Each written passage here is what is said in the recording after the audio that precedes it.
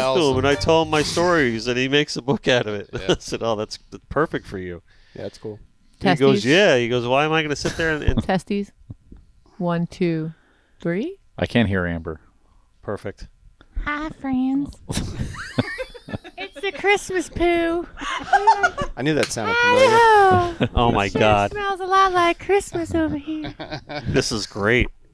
This is where we're going. Yeah, that's where we're going. That's where we're always going. I mean, We should call Bouncer and ask him where the story is in this book. I'm gonna have to ask. So, that book is actually really the last time I had Bouncer on the show. I've had Bouncer on the show probably about a dozen times. The last time I had him on the show, we took that book and we started we did one of those fireside chats where we'll sit there and read excerpts from the book, and he'll sit there and explain the whole story. That's cool. It was actually a pretty cool episode. Yeah, I enjoyed it. So cool. So everyone, this is what are you ruining my table? I don't know. Looks like This it's is what I sealed. call a party podcast, right? Oh God, I could see Carlene's in rare form tonight. Not rare form. She's in full form tonight. You ready? I'm always ready, baby. Yeah. Always. All right. Cool. So we're hanging out. I'm liking it in this corner. Hey, wait, nobody puts baby in a corner, okay? So. All right. So, all right. Well, listen, we're rolling. We're making Ryan feel uncomfortable. Not at all. We're you're not good. even close to that yet. All right. Good. No. Good. Cool. All right. All right. Cool. Okay. Listen. This is the Connected by Water podcast. We're going to get to that today. So I want to introduce today's guests, right? And I actually wrote down a little, and I never do this, right? I wrote down a little introductory kind of thing to make sure everybody got their due tonight, because in this room are a bunch of important people, right? A bunch of really cool people, right? and I want to make sure that everybody gets introduced correctly. So behind the bar, right, tonight we have special guest, professional angler, and Pelagic Regional Sales and Marketing team member, and all-around social media mega influencer, Amber Marchant. Thank you, Amber, Hello, everyone. for being here. Right? And across from me is Jack of all trades over at Pelagic, right? That's probably the best way to explain you somewhat, right? Philanthropist, conservationist, an all-around great guy, one of my favorite people in the entire world, Mr. Anthony, a.k.a. Tony DiGuilian. Wow. Right? He's a pretty good fisherman, too. I'll write you a check Yeah, later. I probably should have mentioned something about That's all right. fishing. That's there, my past.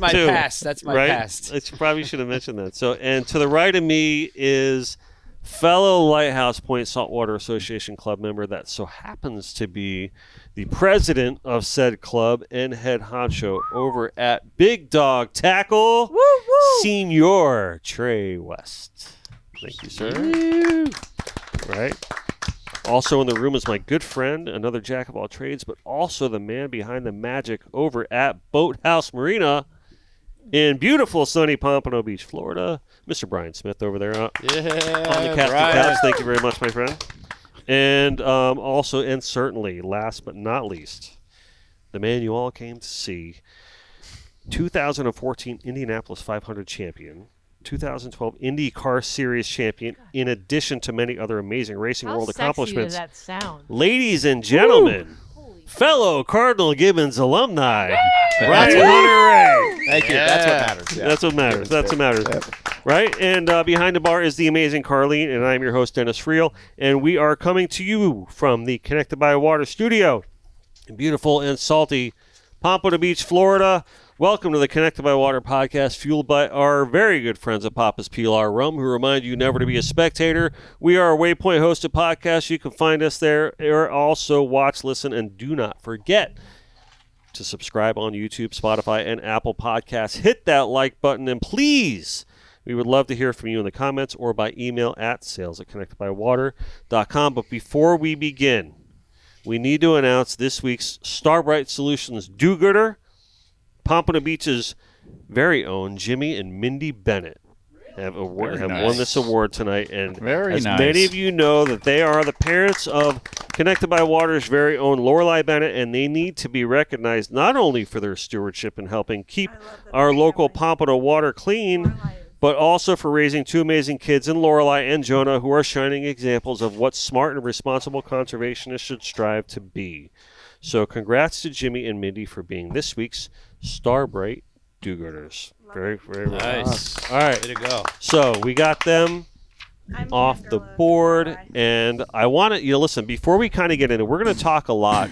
Obviously, today's episode is all about your foundation and the tournament and the battle for cancer and the thing that we do. But real quick, listen, like I told you before when we were all hanging out, I'm really so happy to finally meet you, Ryan, and get you in here in the studio. I It's appreciate really it. Same a here. great moment for us, and I Thank you. appreciate you being here. I do have one question. So since we both went to Gibbons, right? We both went to the sunny school by the beachside kind of thing, right? Yeah. What got you started into racing? Like, how did that come to be? It started organically. It just started my dad and I, being really big motorsports fans and kind of just wanting to do something. Actually, he bought me a little yard cart for the neighborhood, and I and this is in West Boca, and I pissed so many people off in the neighborhood that they actually sent out a bulletin that basically outlawed any use of motorized vehicles for young kids in the neighborhood. Okay. So In Boca? yeah, still Shocking. looking. Yeah, right. Still looking for that outlet.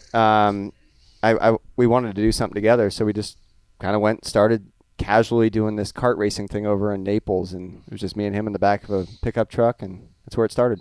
Nice. Just out of kind of pure love of racing. Yeah, that's awesome. Yeah. So you just had a passion for it, and then you had Yep. supportive parents that kind of kept And it was pushing you something along. we could do together on the weekends, and it became a passion. Started doing well with it. The snowball started rolling down the Okay. hill, accumulating, and next thing we know, we're doing it nationally, driving all over the country. And So is there like junior leagues for this stuff? Oh, big time. Like, It's how massive. does that work? Massive. I don't know anything it's- about the minor leagues of all this stuff. I mean, Yeah. how do you get to the level?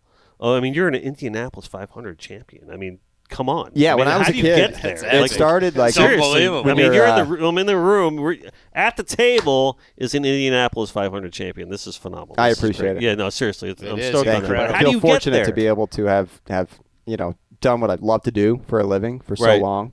But yeah, it all started just through doing something with family, something you love, and we were hungry for it. I was hungry for it. It kind of progressed to where now, I started when I was 12. Now, if you start when you're 8, it's like too late. Oh, come on. Oh, yeah, it's crazy. Really? And it used to be more of a mom and pop sport back then, kart Okay. racing. Now it's just like everything else these days, right? Everything's kind of Commercialized. over-focused, commercialized, saturated, everything. But it's a really tough sport to make it in because you could be the best on the racetrack, Mhm. and without everything coming together off the racetrack, unless you come from a lot of money, which I did not, everything has to come together off the racetrack too, sponsors, all that stuff. So it's a nightmare of a freaking career to Wow. pursue. It's been so many roller coasters, but once you finally hit that, you get that one chance with the right team. And Yeah, you make when the was most of when it, was that then- for you? When was that hook? There's so many big opportunities that really made my racing career possible. Mm-hmm. But the biggest one was probably in 2010 when I had a 3-race contract with Andretti. Mm-hmm. I had 3 races, and we won our second one together, and then that sealed. I was there for the next 13 years, and that was the Dude, that's yeah. awesome. You Yeah. took advantage of your moment. Yeah, That's I mean, great. but there's just so many so many odds in it. I mean, from in 2000, that was in 2010, middle of 2007. I was completely broke, nothing. So it was a interesting path for sure. Yeah. I'd rather have my kids go golf or do something like that, no doubt. Well, I mean, they hear the live's paying pretty Yeah. good these days. I mean, yeah, that's what we were talking about, right? Yeah. So, listen, Just say no. To say no. there's a lot of people in this room that do a lot of good in this community, and as you guys are well aware, that is what Connected by Water is all about. Really, that is first and foremost like our priority. Obviously, we are Connected by Water proper as an art studio, but Connected by Water as a show, Connected by Water as an idea, is all about community and giving back and focusing and putting a spotlight on those in our community that are doing that through on water events, conservationist events, fishing tournaments, things that have to do. And I've always said that no one pulls together during time of crisis. I think we talked about this, Tony, last time you were on the show. No one pulls together in times of crisis like our fishing community does. We see it time and time and time again. Basically, that our community is always front row on the battle lines when something needs to get done. Perfect examples is how we all pulled together for the hurricane relief funds. Yeah, I mean, for sure. I think that's probably the best example where everyone witnessed it. But there's so many things that go on behind the scenes that people don't see maybe necessarily like they see that, because that got a lot of notoriety and a lot of play. This particular thing that we're talking about today is pretty cool. You guys started a new tournament, right? And it's the Battle for Cancer, right? And Big Dog Tackle is the big sponsor of that one. Take me through how that all works and how that all kind of came to be. So I've been running the Kingfish Battle for a few years now. Okay. And what happened is Boathouse has always supported us, and Pelagic's been there too along the way, and we all have that common theme of we want to do good for the community and also have fun at the same time. So we put these tournaments together, and we raise money for charity. So 110% of the money goes towards a good cause. Mm-hmm. And Brian came to me and said that he had some folks that wanted to do a tournament. He thought of me because I've run some tournaments. And so he thought, well, let's get with Trae and let's pull our group together and see if we can do that. And actually, coincidentally, the whole time, it's been a few years that I've been doing the tournaments, and it's hard to run the tournament, get sponsors involved, market it, and do the whole gamut. And it was like the perfect coming together of the whole team to where they could help with the marketing and the sponsorships, and then I could help with the tournament and get the boats involved, because there's a lot of factors involved to make a successful tournament, and it's not easy. I don't know how these guys do it for a living, because Right. I don't see how you could actually make money if you're trying to put that much time in. It's hours. a tough thing. It's a tough thing. I was actually having a conversation with some people that we mutually know that are very good at putting along tournaments, and they kind of, when I mentioned to them like, oh yeah, a friend of mine wants to put on a tournament, they rolled their eyes and threw their head back. They said, well, don't call us, because it's a very, very tough thing. I mean, we were talking before about how you guys only had 4 months till the tournament, and you thought you had all this time, and it kind of, that gap closed very quickly. Yep. So much goes into, the efforts, the events, the raising the money, just like you're saying, the marketing. It is true. It's not an easy thing to do. And at the end of it, trying to margin up for your cause, I mean, that's got to be priority number one, right? Yeah. So it's funny because along the whole way, we have Sarah involved, we have Brian, Tony, Ryan, and then other people that are also involved volunteering. And it's I like from the get-go, Holland Pump came with a nice sponsorship, Advanced Roofing. We had some Phil Smith. I mean, all these corporations came with like money for the tournament, and right off the bat, I was like, we're already in great shape, guys. And they're like, well, we got the captain's meeting, and we got the weigh-in, and we got this. I said, and I had to constantly remind them, like, well, I've been doing this a long time. I already have people that are coming for that. So anybody in addition is just a bonus. And the sponsorship and the marketing side of it and all that was the extra that where they really came to the table and helped out with that. So, I was like, from the beginning, I was comfortable with the whole scenario because right off the bat, we already had, and I know all these guys have friends in big places that, and they're happy to support anything these guys do. So, I'm excited. I mean, I think this year we raised over $40,000 for that. That's outstanding. Specific tournament. And $40,000 to raise it for crazy. cancer for basically it was a one-day tournament. And I was blown away by that. So appreciative. Incredible. And I think the common denominator there is everybody wants to, do something to fight cancer, but it really had to do with the right people getting together. Right. And everybody wanting to pull in that same direction. And I was definitely blown away by the amount of work involved in it. Even though like you said, I was finishing the racing season. There was a lot going on, and with Sarah Kalari coming in with Brian's, he makes things happen, makes a move, and yes, he and does. Then with Trae, Trae quarterback and the tournament side of it, nobody realizes. They think you go to a captain's meeting, you go out there, people need to keep track of the amount of catches, and you come weigh your fish, and then you get, whatever, a ceremony at the end, but prize, whatever.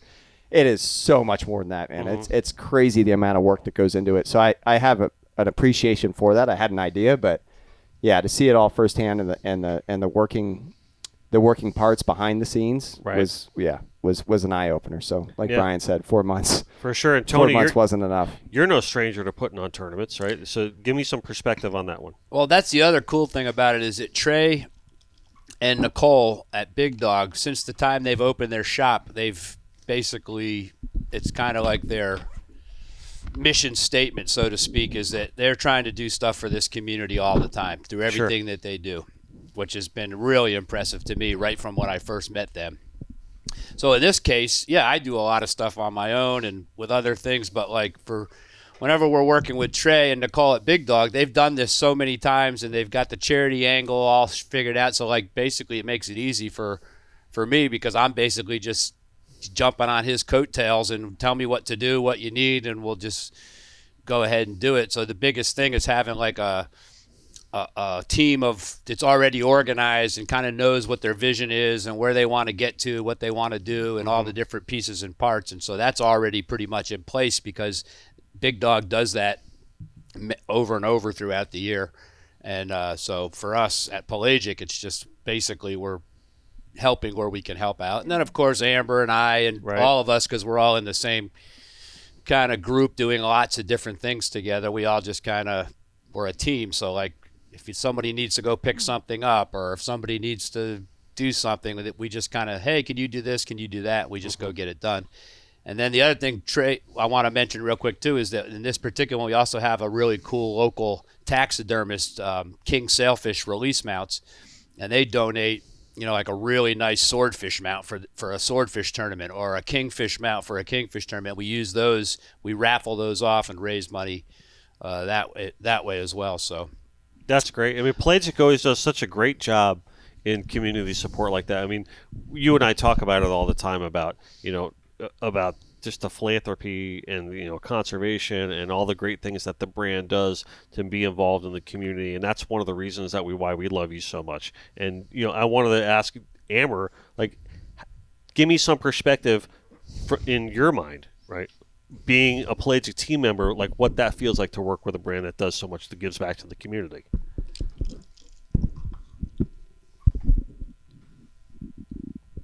So, Amber, I got to tell you, Amber has been an invaluable part of this thing because this kind of all this charity stuff and volunteering is kind of new to her. Okay. And so recently I've kind of taken Amber under my wing kind of as like a mentor, and she's been very open to that. And she's getting involved, and now she's basically, I think she's found her calling. Nice. Some of the things, the way she interacts with kids who have we were just talking before the show about that little girl that you were supporting, and you went to visit her today. So Amber, absolutely, it's been a magical couple weeks and couple months. That's awesome. Getting into this. Yeah, and I was really, like, you were tugging on my heartstrings, like, before we started the show. Tell me all about, like, all the cool things that you were doing with her and how you started almost kind of becoming a little attached with her. And, it was kind of cool to hear your story. Absolutely. And starting off with the tournament and doing stuff for Racing for Cancer, all of this, it's becoming addicting. Yeah. Like those feelings you get, you just want more and more of it. Yeah. One of the things that we always say on the show when we talk about topics like this is that, I mean, you could sit there and you could win the lottery tomorrow, right? And that would be a great feeling. I'm sure everybody would be happy. You get all this money. It might change your life in a little bit, right? But honestly, I think that's a little fleeting, right? Eventually, I think that thrill would go away. But really what matters is, like, the core of your family, right? But when you do good and that doesn't ever go away. Like, you have that forever. It's almost kind of like... It's seeing that other person smile. Yeah. And that in itself, I think, becomes a better adrenaline rush than actually what you get, for yourself, rather than what you give to others. I think giving from that respect is like better than receiving. I really am a Absolutely. It firm lasts believer a in lot that. longer. Yeah. Those good feelings last a lot longer. No one can ever take that away from Absolutely. Yep. Well, and the other thing about it too is when you are involved in that kind of a life of philanthropy and service, you end up meeting all these incredible people. So like, I would not have met Ryan if it wasn't for Racing for Cancer. I would not have met Trae if it wasn't for Pelagic and Big Dog and myself doing things specifically for the community. Same with Brian. All these people who are the most quality people in my life, I've met every single one of them through something that we're doing for other people, giving. Yeah. And so then what happens is the gift that you get back is you get this connection with all these people. So it's that lasts forever. And Right. it makes you feel like you want to stay in the community and be part of the community. And other times of the year when you need things or things happen, you have this group of people that you can rely on, and you can call them up and say, hey, we got this situation with a family or whatever, and they come right to your rescue because they know that you're going to have their back when they need something. And it just becomes this beautiful relationship with really quality human beings, and you basically are not hanging around with riffraff or people who Right, are exactly. just existing or who are all about, give me more material things and stuff. And it's just your quality of life as a person will become much more fulfilling if you're involved in these types of things because of the people that you're going to end up meeting and creating relationships with. Right. Yeah, that's a great I think, point. That's- I think you like I was just define saying, what Connected the right by people Water is all coming about together. right there in a Yep. nutshell. Yep. For sure. So, Racing for Cancer, Yes. right? Take Yep. me through that. Like, how did that begin? How did that start? What are the dreams and goals and aspirations of that organization? Yeah, so in a nutshell, I'll make it quick here, as quick as I can. But it was, my mom was diagnosed with colon cancer, stage 4, back in '08, and I was wow. with her. She's like my best friend, so I was with her through the process of after the diagnosis to trying to track. You're basically just go to Google and you start like, where do we even start? That was Right. the big problem for me from the beginning, and for her obviously, but there was no path. There was no set roadmap, right? You had to go to this doctor in Palm Beach, and this one in Miami, and then this one over here in Fort Lauderdale, and you're trying to get second opinions, third opinions, and you're trying to understand how you can best save somebody's life, right? By going to the right doctors and the right teams. And it was an absolute disaster.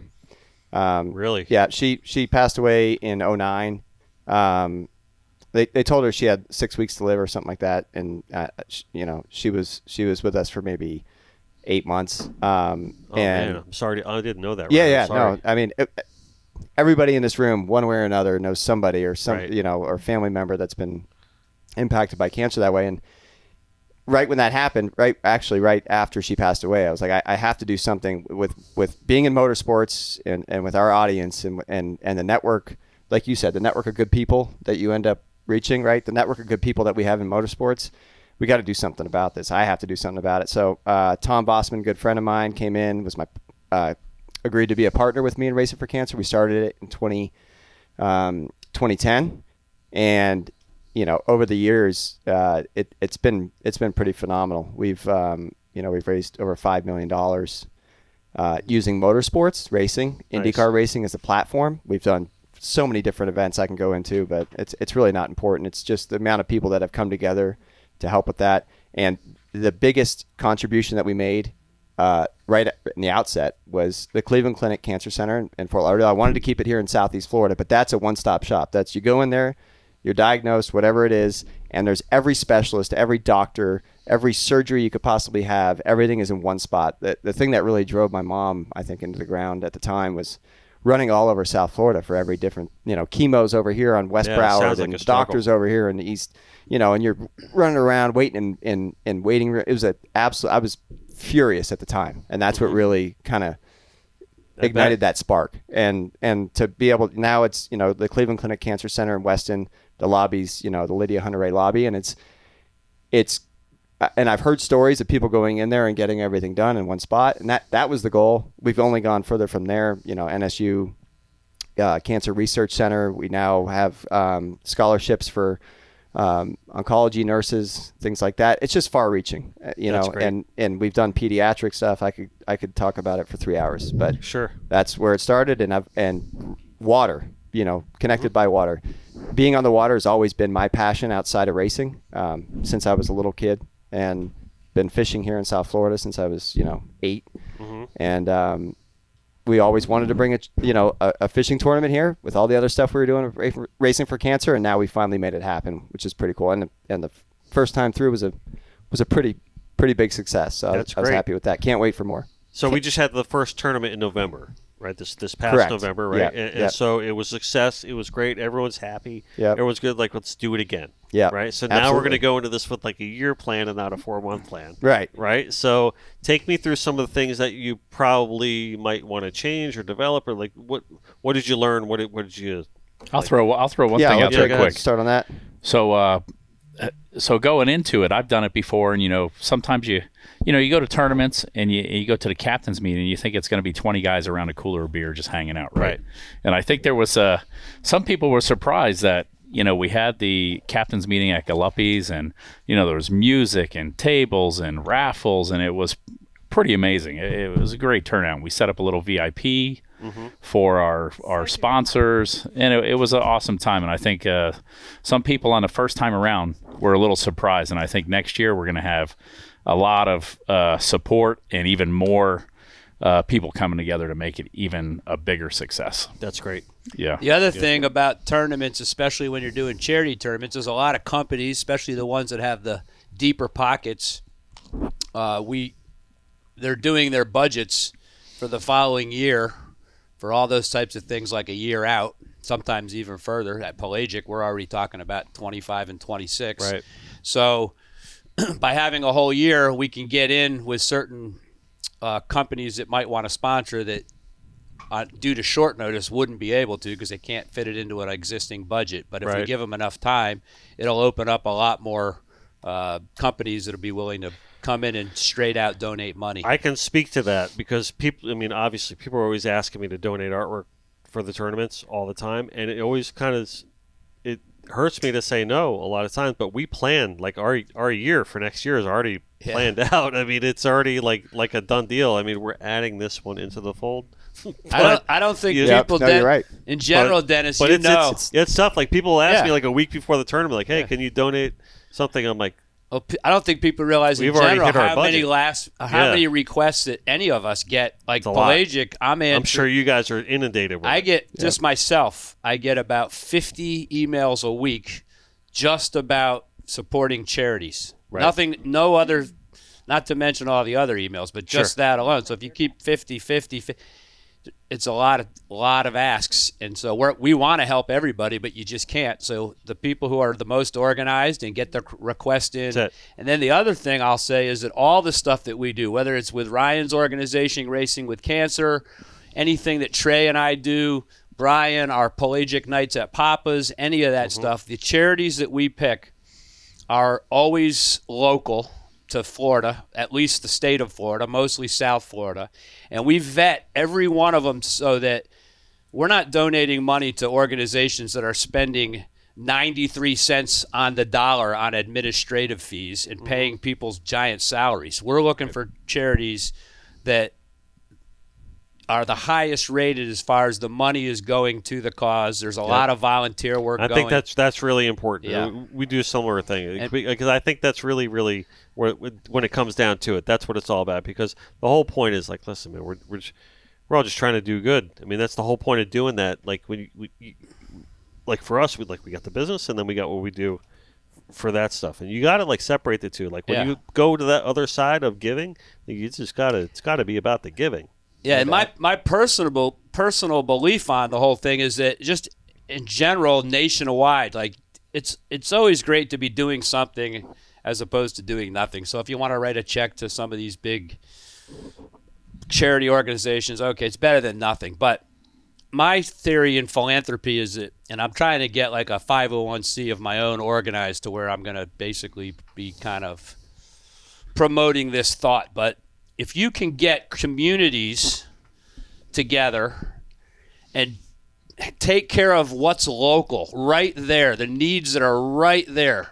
Because people are suffering from cancer everywhere, every state, every town, every city. But if you can focus your energy right there with your local people, you can get the money or whatever it is right to those needs immediately without having to go through this huge red tape and a giant organization. And so if you can create these little community groups like that in every single community around the country, and those communities are taking care of their communities directly, one, the money is going to be used way more efficiently, and two, the people that need the help are going to get that help much quicker, and it's going to be much more effective, and your problems that you're trying to solve are going to get solved a lot easier. And I think that's really a really important thing because, I mean, just to talk about what you just talked about a few minutes ago too, Ryan, you know, speed is like your friend.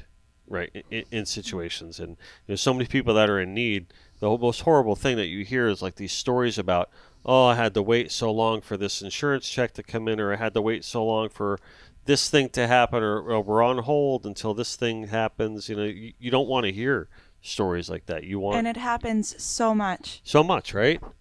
I mean, it's really, really tough. It's really tough to hear. So it's really tough. I love what you just said. The hard part on the cancer side of it is that we're up against basically an industry. You know, it's a major business, right? What are your thoughts on? Give me your thoughts on that industry, if you don't mind. I mean, I feel like we could be doing so much more. I mean, without going fully, sidetracked on it and political and all that stuff. Yeah, I mean, big pharma is absolutely railroading a lot of it, and I feel like if we put our sharpest minds to especially these researchers to the task, I believe we could make really quick inroads towards at least more effective treatments, let alone cures. But that's just my take. I agree 100%. Then the other part of it is too, like when you talk about big pharma and medicine and all these things, like you don't ever hear any. Like I have a friend right now who's 3 years into He's 3 years into a battle with male breast cancer, stage 4. He's fighting it, but you never hear one person from any of the cancer places that are doing the chemo. They never talk about their nutrition, mind control stuff, all the stuff we were talking about, either your breath work and breathing and some of these non-medical, non-medicine related. Not that there isn't a place for modern medicine and medication and all that, but you have to have a balance. You can't all be about just taking a drug. Right. So some of these people, I think a lot of that lies in preventative. I'm going to interrupt you guys right now, and I agree with exactly what you said. Both my parents died of cancer. Okay, my mom recently died. My dad died 20 years ago. And the thing gets me is that what you're speaking of, Tony, is the big farm and how they don't tell you, because the sad part is my father would still be alive today. And you were speaking about Cleveland Clinic, which is an amazing company. They have been doing something called CyberKnife.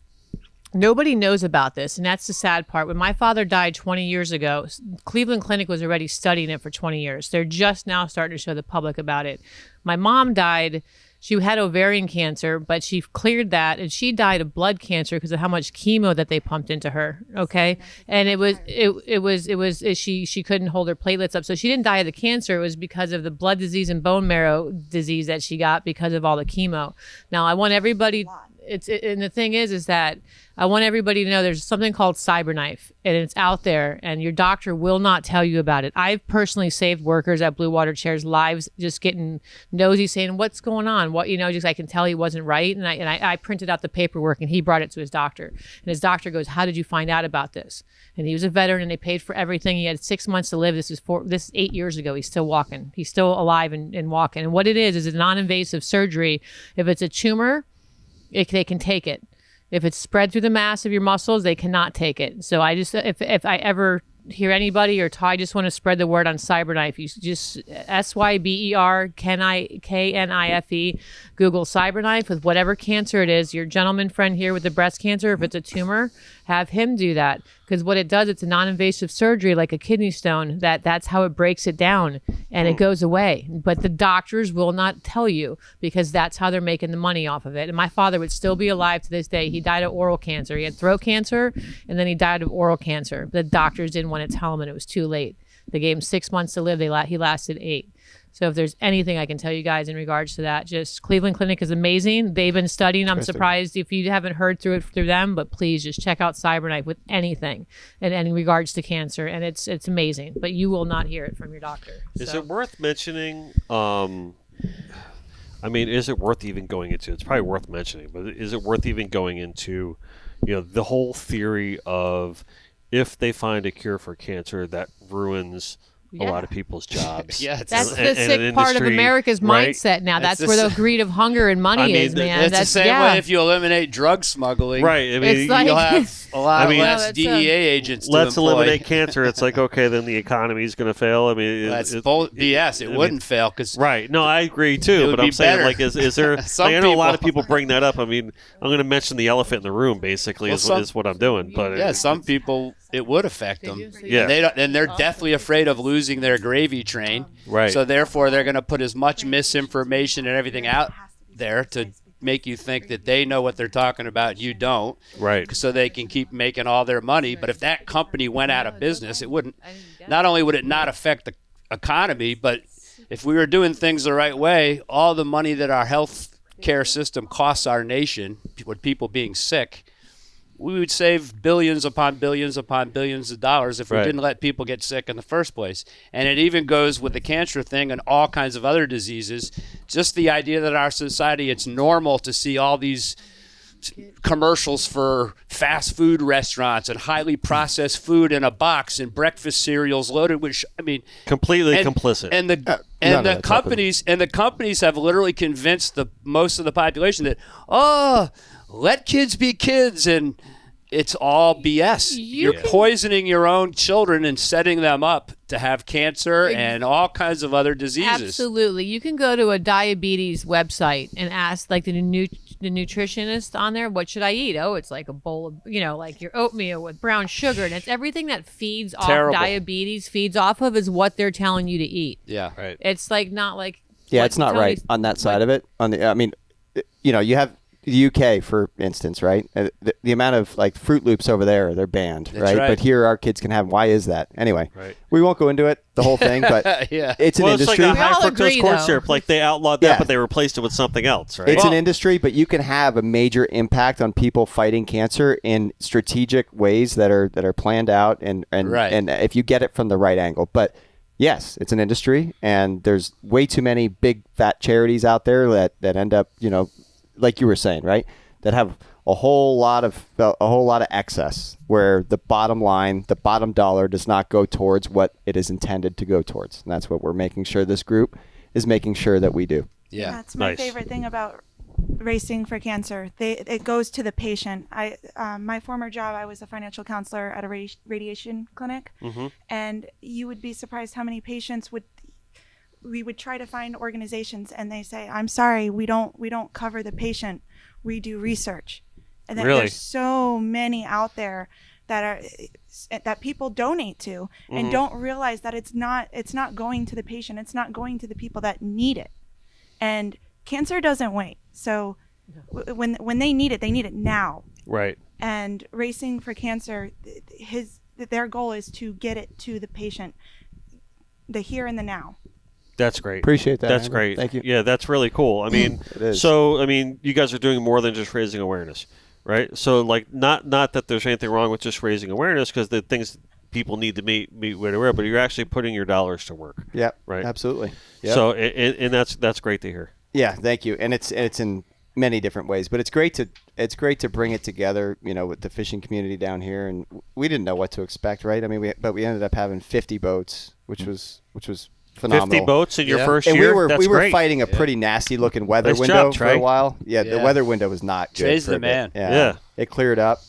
Worked out perfect. Knocked it out of the park. you know, and I think the best thing just on the fishing side of it was that 50 boats in your first year is really good. That was really good. Yeah. But it's an all-inclusive tournament. It's a one-day meat fish tournament, right? So you had families out there, you had couples out there, weekend warriors, you know, it wasn't just the go hard, you know, 6-7 crew I'll be honest pro with you, circuit deal.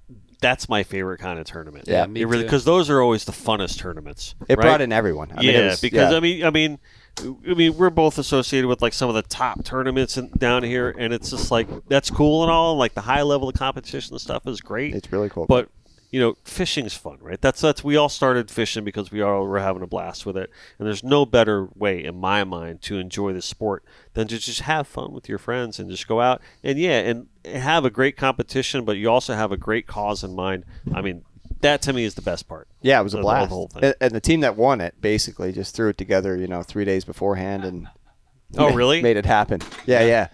Nice. Yeah. Just happens to be one of the biggest sponsors. So one of the finer details, which is pretty funny, is they tried to get into some Calcuttas during the tournament after they had caught the fish. Hey, we should really invest in this I've thing. never tried that. I'd never think to try it, but I'm definitely going to try that. It didn't work. Oh my Yeah. God, that's hilarious. yeah, so one of the employees at Big Dog Tackle fielded a phone call at about 10:30 in the morning. Yeah. And by We the way, got a- can we we got a can we get in 90-pound wahoo. can we get in all the Calcuttas? This is so funny. I love it. It's funny. I don't know. Maybe they couldn't afford the Calcuttas. Was that what it was? Yeah, I know. I went full board on the whole I know. deal. Yeah. Ryan was across the board. Yeah. I was out of town, and he's like, I can't get this to work. He's like, I want to go across the board. I got to get the early entry. Yep. Yeah. So no. Well, it worked out and then- good. Yeah, that's great. And the other cool thing about it, like to your point earlier, Dennis, is that, and that's one of the greatest things about about fishing and being in the outdoors. Whether even outdoors men and women who are living that lifestyle. Right. Whether you're a professional or you're just a weekend family that's into it, we get together. I mean, you have guys like there's people like that can't stand each other in their regular everyday life. But when it comes to if that person has a sister that's dying of something, Yeah. it doesn't matter. We're coming to your help. If there's something needs to be done, I mean, the fishing industry is like that. We all get together, like you said earlier, no matter what the deal is. We put everything else, even the brands, competition-wise, we put everything aside and we go and we help whatever needs to be helped. And I'm sure there are other One of the things like that, but I'm telling you, I've been around a little bit. I've worked in a lot of different things and whatever, but I have not seen the dedication to just kind of getting together and helping people that I've seen in the fishing. I was in the corporate world for a long time, and they do come together a little bit, but they're bigger corporations, and the employees have heart, but the corporation itself, it's like they're doing their part to do like Habitat for Humanity, get Right. the employees together, go fix a house. When I announce on social media that we have a mission, literally people come out of the woodwork, like how much you need, what do we got to get, what do you need, like literally during Dorian, Big Dog Tackle turned into a Home Depot warehouse. Hooker Electric, they have real good friends at Banyan Air. Yep. One of their hangars literally looked like a Home we Depot. Did, we did an entire podcast episode. I get chills I just had Tom thinking and, about and it. Trish in here. Yep. We did an entire episode on what Hooker Electric did for Hurricane Dorian. amazing.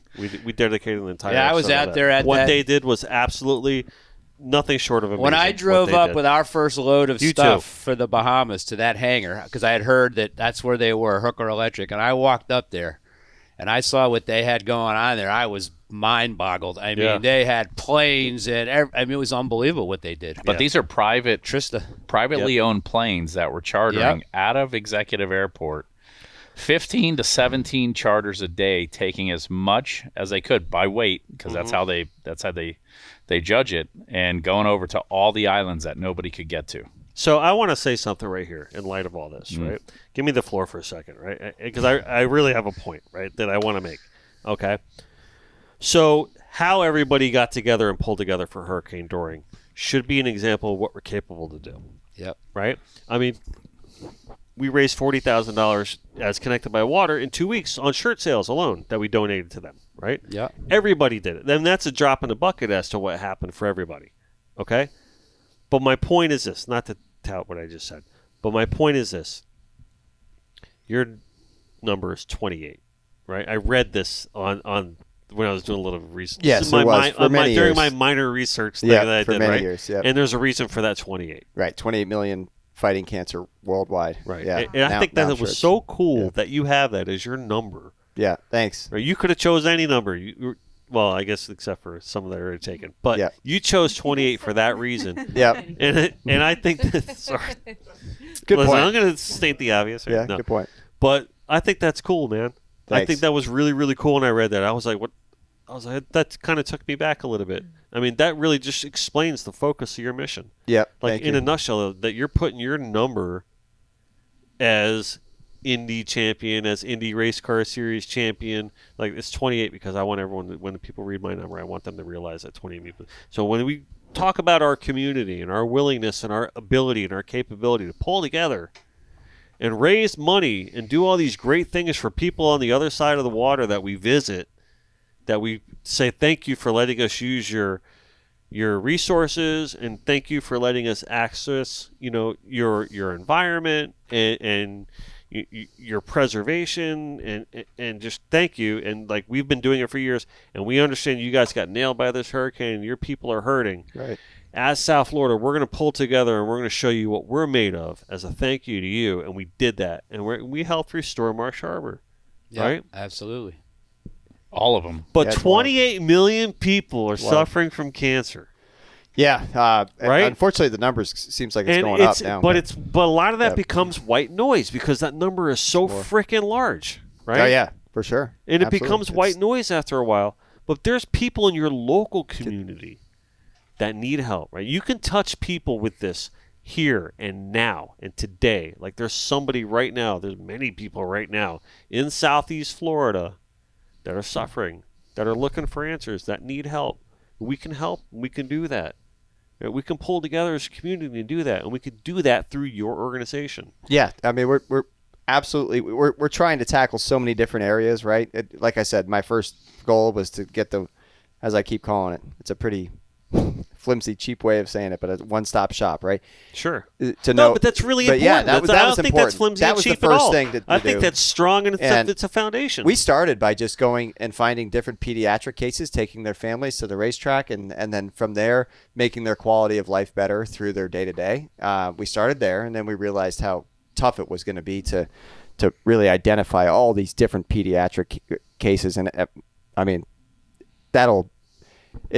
it was so tough to get to know these kids. That's and the then- part that hits you, man. Is Now the I'm kids, gonna right? I'm gonna choke up. Go ahead. Yeah, and I mean, we've just been we've made sure that whatever we do is more on the front line rather than on the massive big scale Sure. picture, right? It's more been on the front line, and I've done I a think lot it's really, to make really sure that it's important to down point here, that out. that it's Yeah. down here in South Florida, most of it. So that's the important part. But it's a huge undertaking, and when you hear the stories come back from the folks that actually it did impact and benefit, that's all the fuel you need. Yeah. So I want to, since you brought up the pediatric thing, I want to tell a story if you'll entertain me. Don't start crying. I might start. I might start crying because this is a recent thing. So one of the things we I'm a do crier. is me and my little buddy, one of the other guys I mentor is my guy Abram Miller up there in India Atlantic, up there near Vero, Melbourne. He's one of our little pro team guys, and he's a little dynamo, philanthropic, charity-driven guy. His whole family's amazing, the Miller family. But anyway, he got us, and me especially, hooked up with the Brevard County Candlelighters Association, which is a charity for children who are fighting cancers of all kind, regardless of what program they're in or what hospital they're in, wherever, and it gives them experiences and resources and all these things. And one of the things we do several times a year is we sponsor a day on the beach up there with all these families who are in various stages of this battle. And we meet all these unbelievable kids. And these kids are unbelievably, the resilience, their gratefulness for being alive for the time that they're alive, even though that they're suffering, it's unbelievable. They don't ever complain. They're joyful.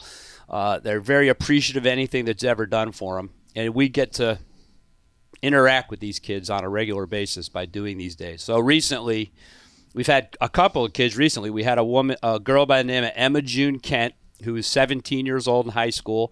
She just passed away from cancer after an unbelievable battle where she went through amputations and everything else. Incredible young lady. It amazes me how hard And then people fight. And then right after that, there's this little girl. I fell in love with her on the beach one day.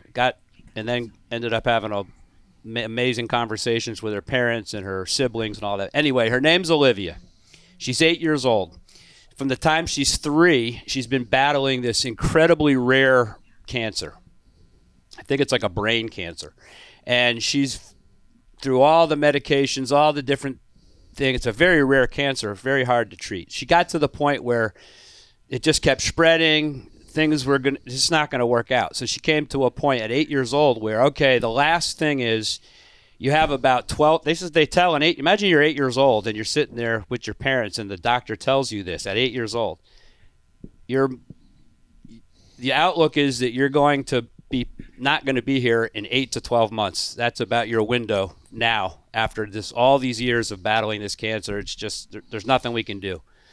But there's this really, really crazy. Man, as a parent. There's this really, really crazy new treatment for this particular cancer that we never get to do because only so many kids have it. You could participate in this. However, it's not going to save your life, and you're going to spend the next 8 to 12 months of your life in brutal pain and suffering going through this treatment. So your choice is do this treatment or spend the next 12 months going to Disney World, going to concerts, having princess dress-up parties, everything your heart could desire for the next 12 months. You decide what you want to do. This little girl, Olivia, 8 years old, and I get choked up when I say this because the integrity and the character and the courage at 8 years old. She looked at her parents and the doctors without hesitation and said, I want to help other kids. And she dove into this experimental thing. And over the last 6 months, she has put herself through hell. And now she's in hospice care. I have a picture of her on my phone laying in bed with her older sister last night, sleeping at peace, out of pain. But she's going to pass away here in the next 5 to 8 days. She sacrificed the last 12 months of her life of having fun at 8 years old in order to hopefully that this thing will progress enough to where it may help another little girl or boy who is suffering from the same type of rare cancer that she has. And she did it without a complaint, without a redo, without a regret. She did it with her head held high, all the love in her heart that you could possibly imagine. And it's just an incredible thing. So I'm particularly just thinking about Olivia and her family the last several days, and right now, especially as we're sitting here talking about. What a hero. Yeah, unbelievable. Yeah. But that happens all the time with these kids, what they do. That's wild. Yeah, that's heavy. Yeah, it is heavy. And follow it's that heavy. story. Oh, it's heavy. You know, I'll follow it right now. I know exactly what to say to that. Oh, bless her. I know exactly what to say to that. If you're one of those assholes that are orchestrating this entire frickin' industry to be corrupt, to be profitable, There's so much and to of that. perpetuate what the hell's going on with this country, I hope to God you heard what Tony just said and you frickin' rot with it. That's what I hope. Yeah. God, jeez, man. That's what I hope. Yeah, for sure. Because I All want the whoever money. the hell is pulling the strings of this frickin' operation Oh, yeah. to hear what the hell Tony just said It's unbelievable. and to rot with that. Yeah. Yeah. It's That's the only thing I can say. big money. Because there's a problem in this world, right? There's always going to be good people. There's always going to be bad people, right? Greed. Someone's making money. Yeah, way too much greed and people interested in more. I need more of this. I need more of that. I mean, no one's saying you can't have a great life and make lots of money and have all the things you need. But, like, these companies, they're so greedy and they're so focused on profits and making money that they just lose themselves. And they go over to the evil. It's evil is really what it is. Right. How you could sleep at night knowing that you're stringing people along with these diseases just so your company can make huge profits and you can take care of your shareholders on the stock market. I mean, to me, I don't know how these are people that have their own kids and families. I don't know how they sleep at night, but they're unlike us. Let's put it that way. There's something Right. not right. You know what I mean? There's just something that's Can I off. go ahead and butt in on that one? Please. With my old job, one of the reasons why leaving and starting with Pelagic has been such a blessing for me.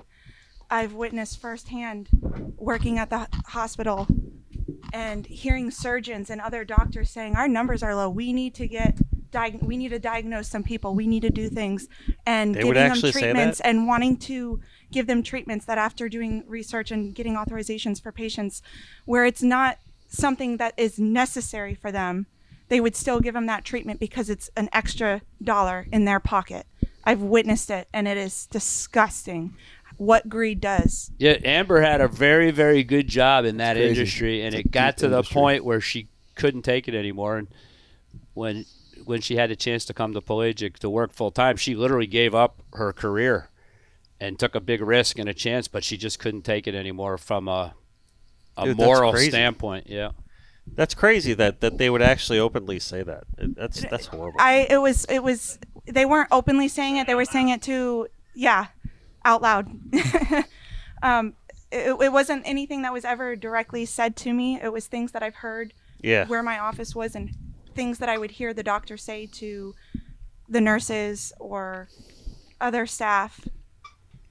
So we used to joke on this show many times before. We're like, "Oh yeah, welcome to Connected by Water. You know, in the next hour, we're going to solve all the world's problems." You know? Yeah. And we used to like say that as a joke, right? But it's like the more like we put this show on, it's like episode 172. It seems like we're trying to solve all the world's problems, like on every episode. You know, and not that I have any delusions of really actually doing that, but one thing we could do is like hopefully change some hearts and minds that actually see this and hear this to kind of just, what do they say, think locally or act locally, think globally kind of thing. Yeah. And so they used to say that about like the environment and Well, you know what though, but Dennis, we could do that here. you're right? underselling yourself because you are. Anytime you're putting something out there good that's helping somebody, you are changing the world. A change can be a very big change, and a change can be a little change. And most big changes start with very tiny, small changes that add up. So your podcast, with the amount of people and the different types of people that you have on here, you guys are helping. You're certainly helping to change our local community for the better, but you're changing the world because it's out there and it's for everybody to hear and see, to learn from, to take example from. And the funny thing about it is, like, we do joke around, but if you let's think about all the people that sat at this table, right? If you took all those people and we put a committee together and we said, here's problems that the world has, we're not going to let these big corporate guys solve it anymore. We're not going to let politicians solve it. We're going to put together these there's people that have sat right at this table that actually could change everything to how it could be. It's grassroots, though. I mean, yeah. what you're doing is powerful, and I wouldn't lose sight of that. But everything like that is grassroots. When you get the right people together, doing something that is beneficial to others. Think about how many people in this world actually do something for somebody else. Very few, right? Right. And the more you can get that kind of momentum, that little bit of wave, that little bit of surge going That shared in that compassion. direction, and more people get on that, even if it's at a local level, it's powerful for sure. Yeah, and I almost wish at this point you were mic'd up because you've done so much research on this topic of things that you put in your body and things that you've researched through your recent efforts of Actually on what TV too. what you've just gone through and the things that you've learned like through the process of what you put in your body and what you put out of your body, and take me through a little bit of that. So I was diagnosed with seronegative rheumatoid arthritis, and I was heavy. I lost 75 pounds, and what the reality was I had an inflammatory illness, and I had a rheumatologist. I went to like an infectious disease doctor. Ended up at a rheumatologist, and I asked the rheumatologist, I was like, what if I change my diet? And he was like, well, I think a Mediterranean diet could be better for you, but it's not going to solve your problem. And what ended up happening is I went off the grid. I went away from modern medicine. I was on 2 biologics. They wanted to add methotrexate, which is like a cancer patient drug. And I changed my intake, and I went completely away from any inflammatory foods. And I basically cured myself, honestly.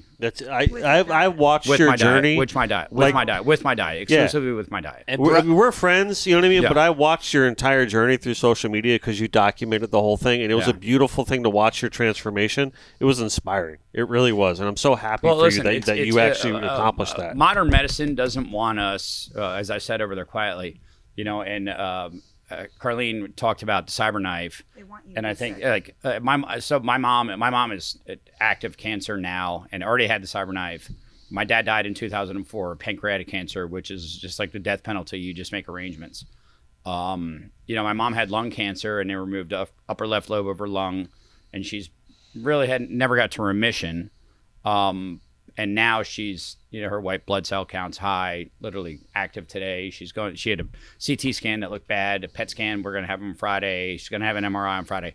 But when the lung cancer spread to her brain, the doctor at Holy Cross, which is surprising, but it was not like doctors today are pissed off if you go get a second opinion because they think that you weren't you thought I wasn't the right guy. And this doctor humbly said from Holy Cross, he's like, has a way better program. Like you're going to go get Cyberknife. And the Cyberknife, like Carlene said, really isn't discussed. They really don't talk about it. And he's like we're not going to radiate your whole brain. We're going to radiate this with like a laser beam. Because it pulls business from their Yep. from their Like, location. rather than, so there was 6 or 8 anomalies in her brain.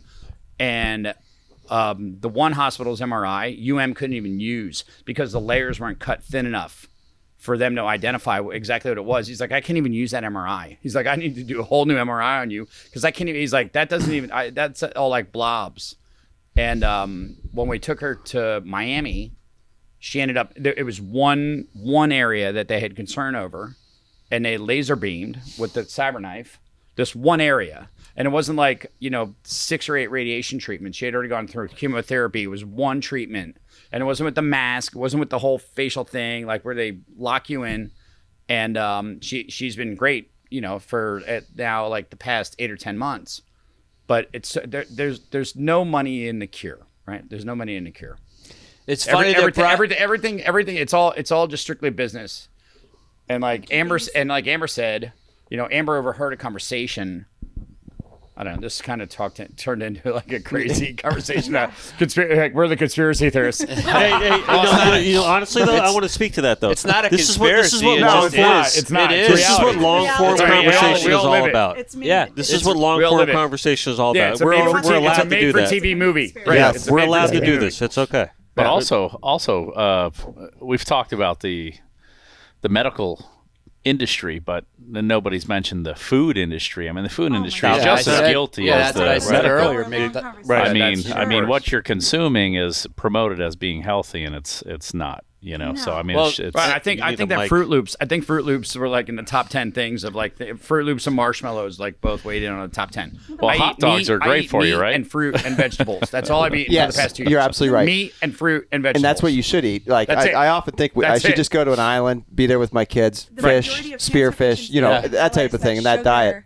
But feeds cancer. Cancer The feeds. Homeschool. majority of cancer patients don't even know that the sugar is feeding the cancer. Yeah, they continue to If- drink Doctors Coca. don't. Nobody tells them. They continue to drink, soda. They continue to eat candy. They continue to eat chips and all these things with all these chemicals in them. And while they're getting treated for cancer, and it's not going to Yeah. help them because they're literally. And the coolest thing about Brian's experience with what he had, and one of the things that bonds us, is that I had the exact same thing.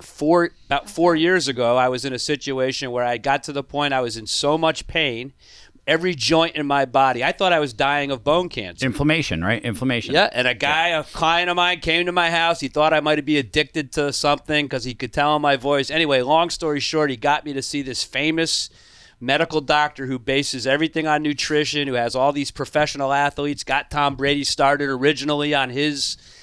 And I went to all these tests. I had arthritis osteoarthritis on a scale of 1 to 10. I had it the worst you could have it, and I had fibromyalgia like you wouldn't believe. Ugh. In a matter of a year, It's like debilitating, isn't it? I couldn't leave my house for 3 it's days at a horrible. time. I was eating a jar of Advil like every 2 days. Like I was in big trouble. I wrote a letter. I was on 80 milligrams of prednisone a day. I wrote a letter to my parents saying that I'm probably not going to be Whoa. around much longer. Anyway, I changed they did all these blood tests, I found all these things about C protein levels and all these things that professional athletes all have access to because that's how they, perform at the level they do.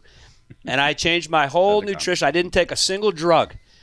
I changed everything. Within a year, I completely cured from my body arthritis and fibromyalgia. My primary care physician here in Florida almost quit being a doctor over it because first he told me you're out of your mind. There's no way you need to be on this medication. Blah blah. The guys, the blood tests don't lie. When he started seeing what was happening and he saw me cure these diseases myself without taking a single medication, he got depressed to the point where he was like, what the hell have I been? Why did I go to medical school? He told me that in all the years of medical school, he maybe took 2 nutrition classes for like half a semester that were just basic. Nobody ever told him that a red onion has this in it or whatever. And he couldn't believe it. So now my doctor, this is a cool thing. So now my primary care doctor has literally changed his whole practice around based on my case. Now he starts prescribing his patients fruits and vegetables because they weren't eating not a single guy who has arthritis. How many helpings of bitter greens a week do you think the average person eats? I eat 20 helpings of it. Listen, you know what I mean? Listen. I want to explain something, like at least the perspective that I have on this show, right? Before we ever even started this show, I always you start getting into how I want the show to be and everything, and what do I want to do, how do I want to design the format and all that. Basically, there is no format. But I said, at the very least, I want to end it by saying something the same way every single time, right? And I really came up with a few things, but then I really, really thought about this after a while. I was really was thinking about it. I was like, what the hell do I want to say to close out the show, right? And perhaps this is too much of a share, maybe it's not. I actually went on a retreat for my church, right? And it was a weekend-long thing. And I hadn't done anything like this since I was in high school, right? Not even remotely close to doing anything like this since I was in high school. And this is probably right around when we were starting the show, about 4 or 5 years ago. And it was a really great experience for me. But there was this little guy from Guyana that just kept following me around, during the whole thing, right? And then he came up to me one day, he looked me right in the eye, and he goes, and I'm going to totally credit him for this, right? I didn't come up with this on my own, but I did think of it to use it at the end of my show. He goes, Dennis, your ego is not your amigo. Like that, right? And he says, always do your best, and at the end of the day, just let God do the rest. Awesome. I love that. And I was like, that's it, man. Yeah. Because that frickin' summed it all up for me right there. That summed up everything that I ever needed to say to myself about my life, everything I ever needed to say to my family, and everything that I ever needed to say about this show and the point that we wanted to make, right? But I had to add, at the end of the day, don't ever forget that we're all connected by water. Yeah. Right? Which is also true. Right. Right? Your ego is not your amigo, right? Yep. Always do your best, and don't ever forget that God, right? We'll Let him do do the the rest. rest, right? And don't ever forget that at the end of the day, no matter what, we're all connected by water, right? And the real reason I bring this up now is I'd actually never mention that during the context of the show. I just end the show with that, and I never explain it. I just do it. Are you ending the show? Is that what you're doing? No.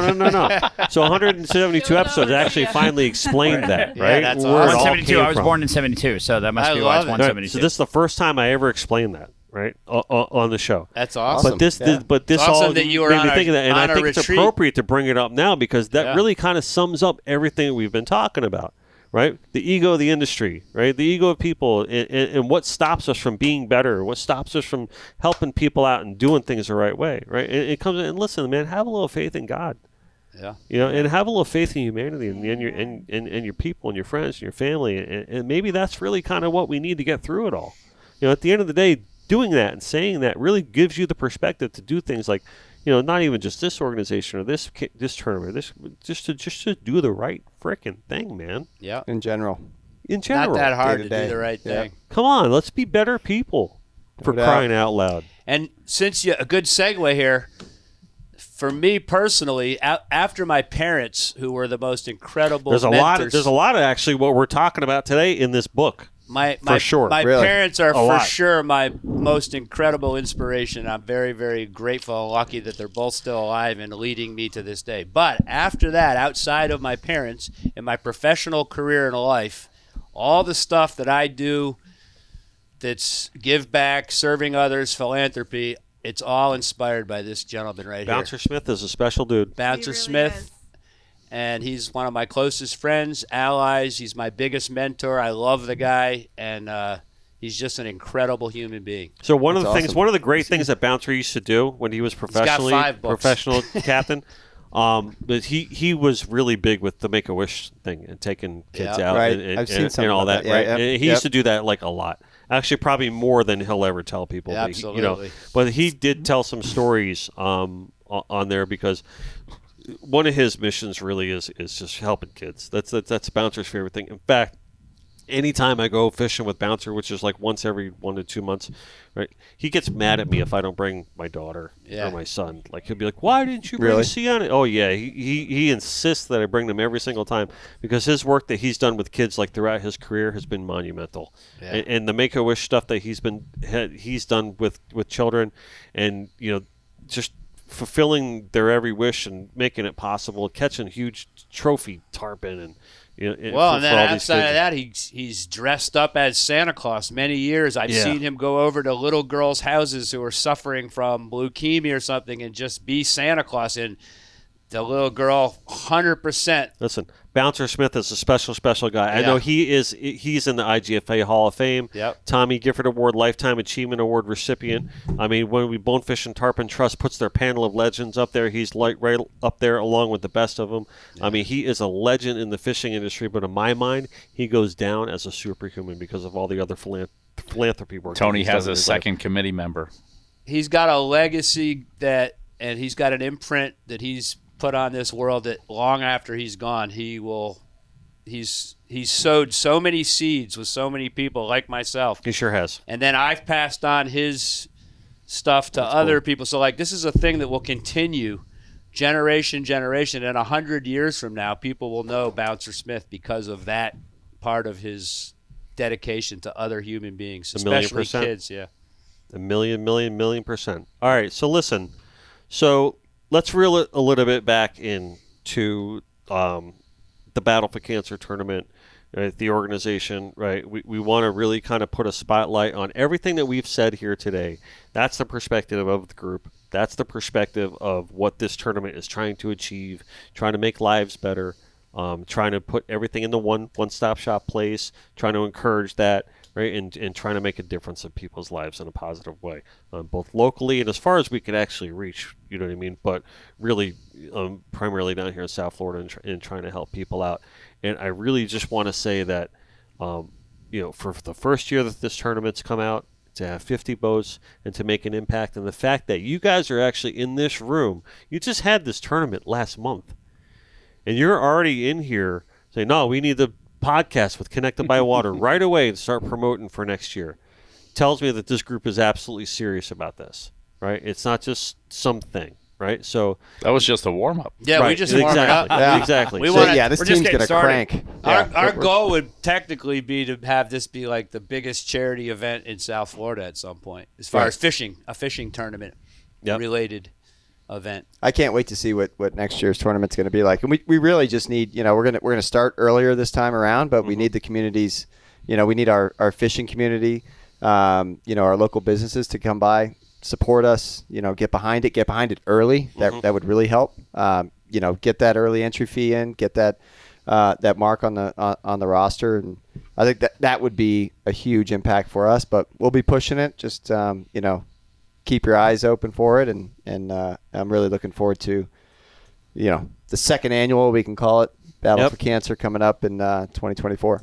Great, and I don't want it to stop there. I want people to realize that, hey, you are asking for funds and you're asking for people to contribute and help, so don't stop at the entry fee. You could always give more if you want to. I should say the Big Dog Tackle Battle for Cancer, because that is our that's our backbone right there. So Trae West, West, ladies and gentlemen. So Dennis, I just want to connect the dots here quick, just so everybody realizes how this works, right? So before I get to that part, I'm just going to give a little theory behind why the tournament is set up the way it is. So you can imagine as a tournament director, when you're trying to put together a tournament, you're going to have people that want to go out and have fun.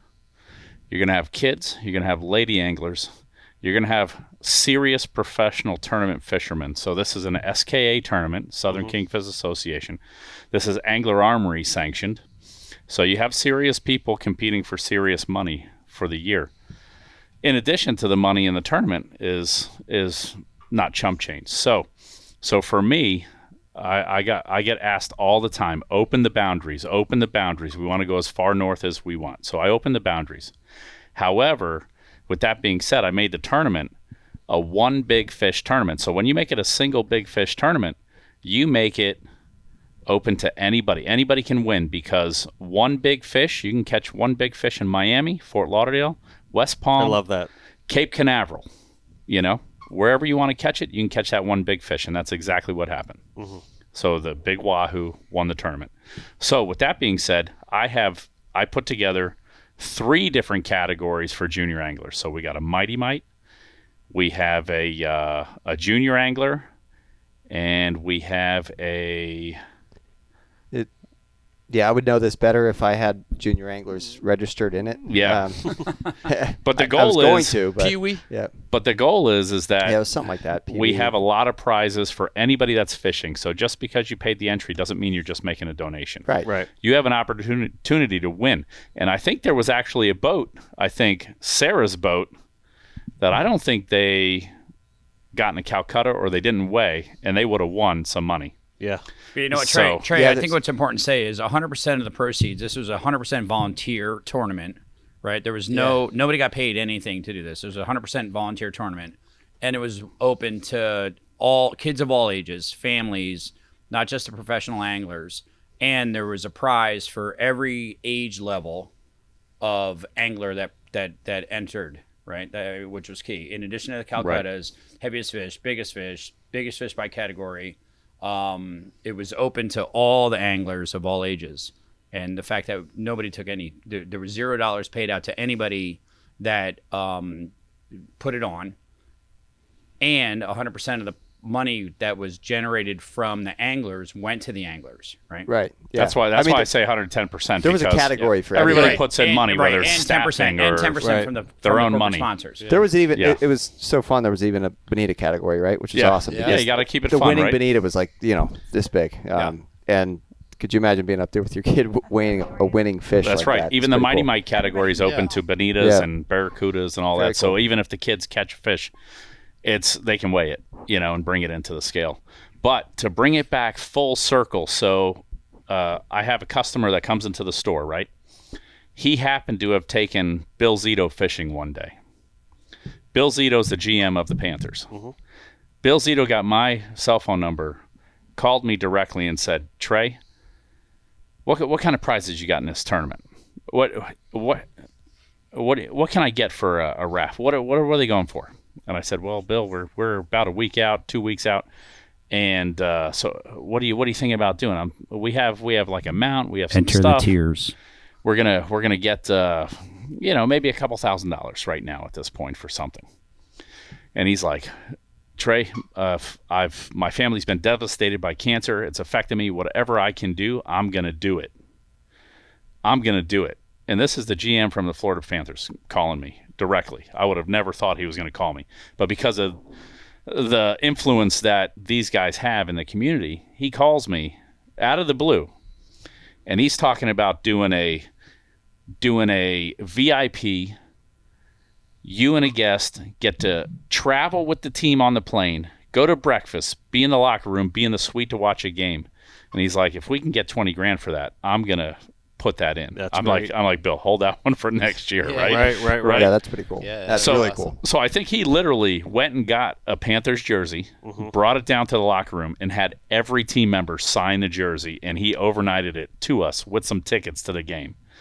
And that's how everything is connected by water. Right. So I just wanted to say that because So true. our customer came in the store and took this particular person fishing, and then he heard somehow that we were putting on a tournament benefiting cancer, and he went out of his way to get my phone number to make this awesome contribution to help us raise money for cancer. And he's probably going to be there with us until we stop doing this tournament. I love that. Awesome. So I love that's that so much. just why I want to bring it back, That's because great. it's Yeah. very relevant to Listen, what we're doing. I know that we're getting close to the wrap up, but let's talk about Jackie and Jackie's football experience and how that all came into fruition. That all came through you too, as well, didn't it, Trae?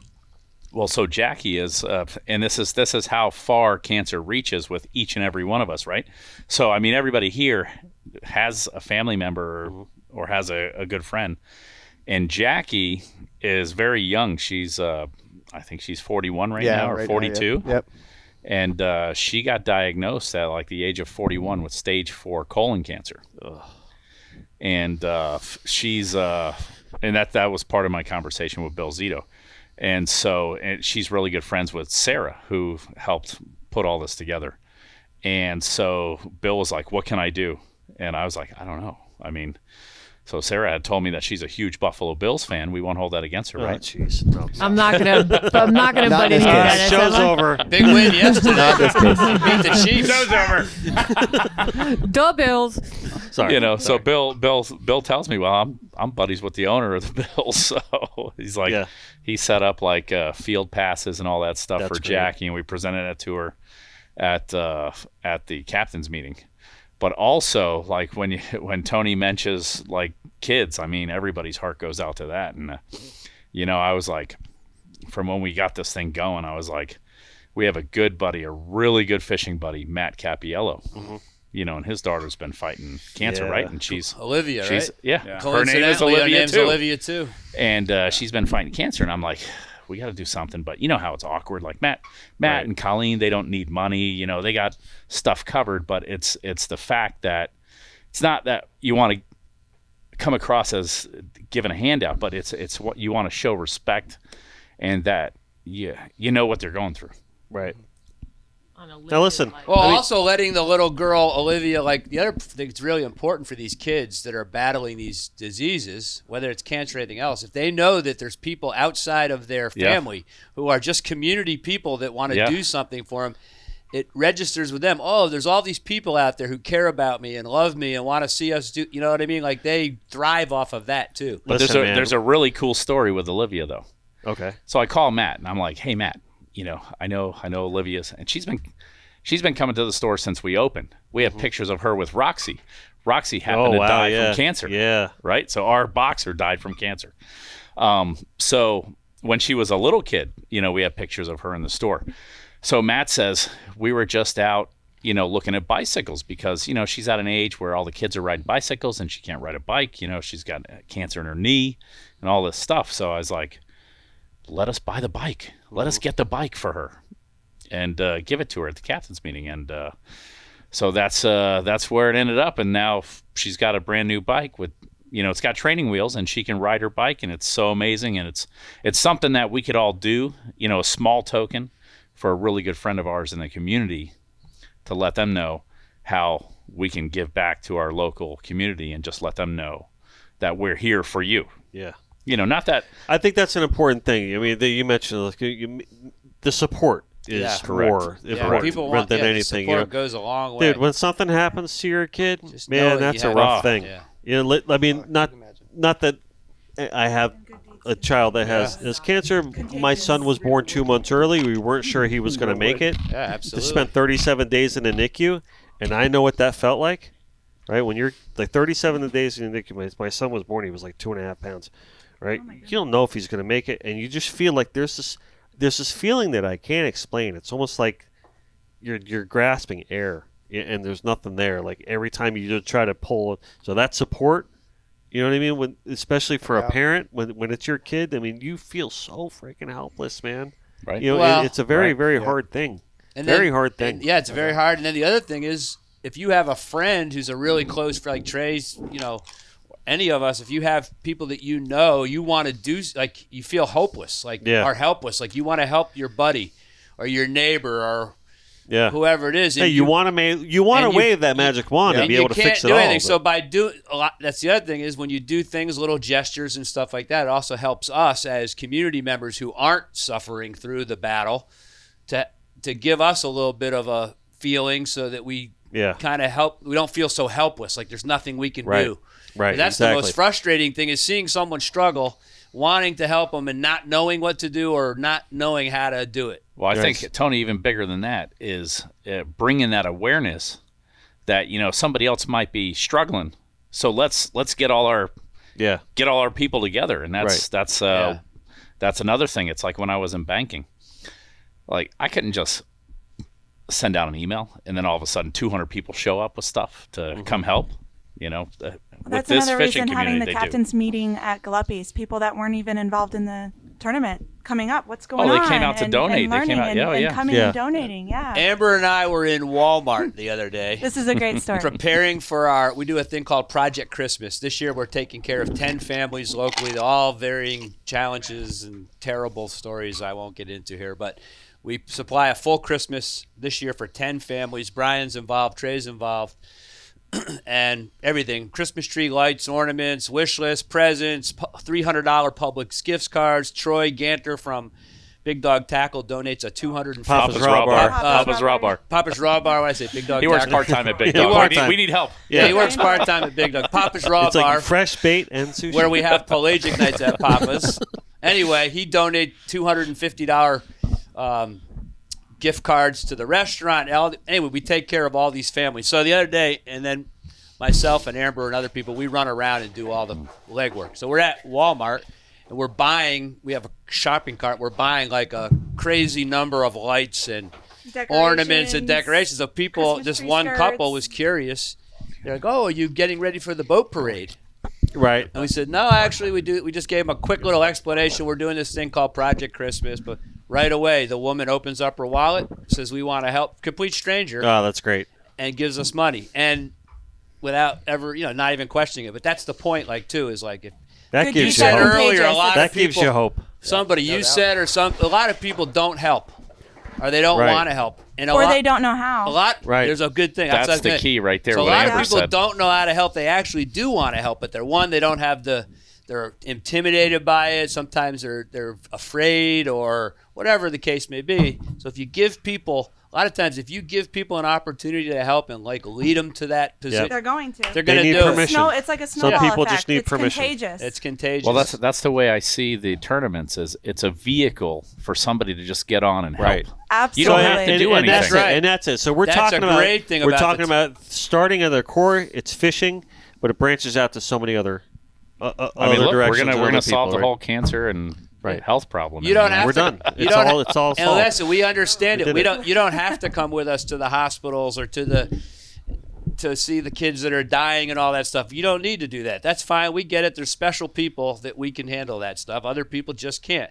But if you fish our tournament, the Battle for Cancer, Right. enter the tournament, get in a couple Calcuttas, participate, buy a few raffle tickets. So That's all you need to do. where can they go to do that? And you're helping us. Where can they go to do that? What's the best way to get involved with the tournament? What's Well, the this past time, I mean, it was easy on my side to promote it by putting out racingforcancer.org Okay. or .com goes to the same spot, but through Big Dog? Big Dog Tackle puts it on, right? Okay. So everything is registered through that, through the Fishing Chaos app and all that, right? So And there's a I- link to I that can't- on your site, right? on Racing for Cancer, yes. Yeah. On racingforcancer.org or .com goes to the same place, but for Big Dog Tackle, you can go there as well, and then your portal goes right On to your the site, fishing right? tournament side, which we don't have Yeah. the Battle for Cancer up yet for 24, obviously, right? So we have a separate website where you can go see all the past year's tournaments. Okay. And it's called bigdogtournaments.com. And you can actually go see the pictures, see what happens, see what we do. And then also bigdogtackle.com has a link to that. And then Fishing Chaos is where you actually register for the tournament. Okay. And that has a link back to Big Dog Tournaments as well. So Okay. BigDogTournaments.com is where you see all the pictures of the captain's meeting, the awards, the weigh-in, all that stuff. That's where you go see all the cool stuff, and you can see what it's all about. And we'll say right now, and I'm going to put these guys on the spot. By January 21st, I'm going to even put a date. By January 21st, we will have registration, everything open for 2024 Battle for Cancer, Racing for Cancer tournament. That Let's long? do it. That long? Long.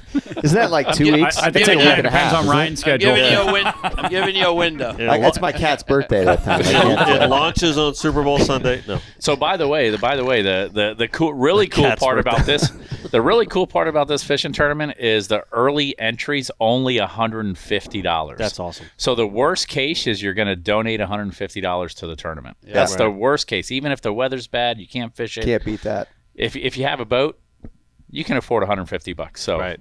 you know, it's Even if easy. you want to back out, then you just you contributed to the fight against cancer. Exactly. Perfect. Win-win. Exactly. So Nice. it's very easy. It's very All right, easy. And the Cool. cherry on top is it goes directly to the families. You can be confident that Racing for Cancer goes to the families. All right. Absolutely. That's awesome. No doubt about it. All right, we are going to wrap this up, and I want to thank everybody in this room. This was our party podcast, right? We call this a party podcast. A lot of people Party do. podcast. Yeah. We call it a party Yep, podcast. absolutely. It got We're all real drinking. deep. We were all real drinking deep rum. and serious. Yeah, We did, right? Just hey, quick reminder. Were we all Quick drinking reminder, rum? everybody out there listening, you can still go to Papa's Raw Bar, Mm-hmm. Big Dog Tackle, Boathouse 954, and we have a toy drive going at all those locations. Bring a new unwrapped toy for a deserving young boy or girl. We'd really appreciate that as well. Awesome. Yep, and that was a great throwdown. Actually, those every company just listed was a big part of this tournament. So I haven't mentioned during this recording that Boathouse 954. Brian, thank you so much. Pelagic, you guys have been awesome to work with and brought a lot of legitimacy to what we were doing. So we really appreciate it. We look forward to working with you in the future and doing these Papa Raw Bar nights as well, like we just did that one time recently was super enjoyable. Kids loved it and raised way more again than I thought was possible on a casual Friday night at the Raw Bar. I don't even know Don't what that ever is. I'm so- underestimate the power Yeah. of DiGuilian I over hate there. to keep things going, but that was so we did a Pelagic Nights at Papa's, which for anyone that doesn't know, it's a once a month on a Friday. We do a local charity fundraiser raffle. It's a great time. You got to come out and see what we got going on. And because- you got the opportunity to round up your tab. So if it's $25.25, you can round up 75 cents. Yep, right and on the Troy system. donates all that money for the month Yeah. to the charity. It's Right. I mean, he's very generous. So we're gonna. Yeah, So we Troy's did great. it just a couple weeks ago. We're gonna do Racing for Cancer is already on the. We're gonna put them on a list again for 2024. So Cool. stay tuned Thank to you. that. And it's only going to grow. I'm so excited to see how far we can get this. And So one I of the think- things I'm going to Thank do you. right here, you might cut it out, but I'm going to embarrass Ryan a little bit. So one of the coolest, Dennis, you said it, I've worked in this community and other places in a charitable way for 25 years. My personal commitment is 25 hours a month to my community volunteer and 10% of my income, no matter what. That's been a standing thing for 20 years. So I work with all kind of different charities people. Ryan and his wife and his family are the most real people you would ever imagine. So at Pelagic Nights at Papa's, they had a very, very long day that day.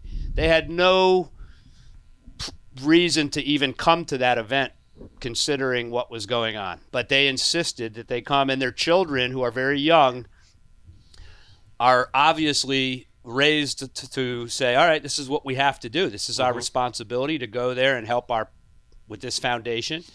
Two of his sons are going around selling raffle tickets to people, like they're participating in the And thing. did a phenomenal job.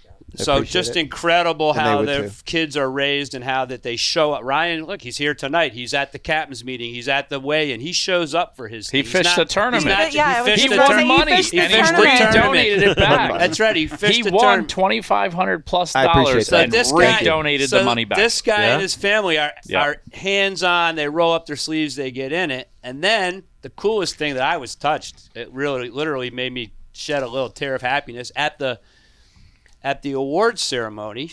at Galuppi's. We had no idea. Amber and I getting ready to leave, and Ryan and his wife were like, "Oh," on the microphone. "Hold on, wait a minute." Every person, Amber, myself, everybody who had done any type of volunteer work to help their charity, Totally unexpected. totally unexpected. Totally. They had a little bag, and Ryan has a wine company Called Shift. Yeah, it was it's a wine company that we've done a lot of work with. It's not mine. Well, she does work with Yeah, Shift. A yeah. cool bottle with a shifter, really cool piece. Yeah. That was He pretty sweet. autographed a bottle of that wine. I don't ever want to open it. I've got it sitting No. on the And he counter. No, and just okay, as It's at my enjoy it. house right It's all there, good. displayed just right now. as a thank you,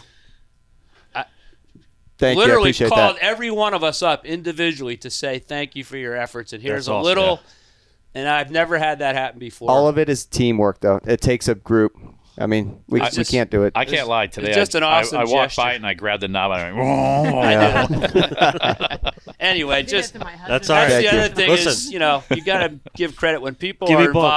involved. Give me bumps. That's- We've done good work here today. For air bumps. Ryan, I Big also time. air bumps. Air bumps. I also just wanted to say you and your family are incredible, inspiring, and Thank you so I much. just love seeing what you're doing. I So, appreciate it so kudos. much. Thank you. It's know. because of great people like you folks that make it Becky's all a lot possible. funnier than Honestly. you. Yeah. We should have Uncle had Becky here Tom. tonight. Yeah, for sure. Thanks to Uncle Tom for buying all those raffle tickets. Uncle Tom. Thanks, Uncle Tom. Yeah, that's my partner in the charity, Tom Vossman. He did a lot of work as well. So, he bought Good a guy. whole lot of raffle tickets. And they're all Nice. there. Yep. Sarah, Tom, they're all at everything. They're just Yep. really an unbelievable organization, Racing for Cancer. That's awesome. Listen, everybody listening and watching this, get involved. Okay? That's it. Get involved. This is a good group of people. They're all doing the right thing. They all got their heads in the right places. And I don't know what's going on over there at the bar, but they're definitely getting involved. I'm sorry. I was feeling That's it. all good. honey, it's not me. Hey, listen, I don't judge. I don't judge. It's cool. Hey, to each his I'm not own, touching man. anybody's boobs. All right, I got busted. All right, listen. Do your ending. Pillar. Battle for Cancer, Racing for Cancer. All right, support it. Okay, you guys Thank are you great so much people. for You guys are having great us on. people. Thanks, Dennis. Appreciate Thank you you. having us on. Yeah, thank you. And Yeah, thank you so much for I'm very having happy us. to have You met guys you are the today. best. Thank This has been Myself great. as well. This It's has an been honor. great. Thank you. So, your ego is not your amigo.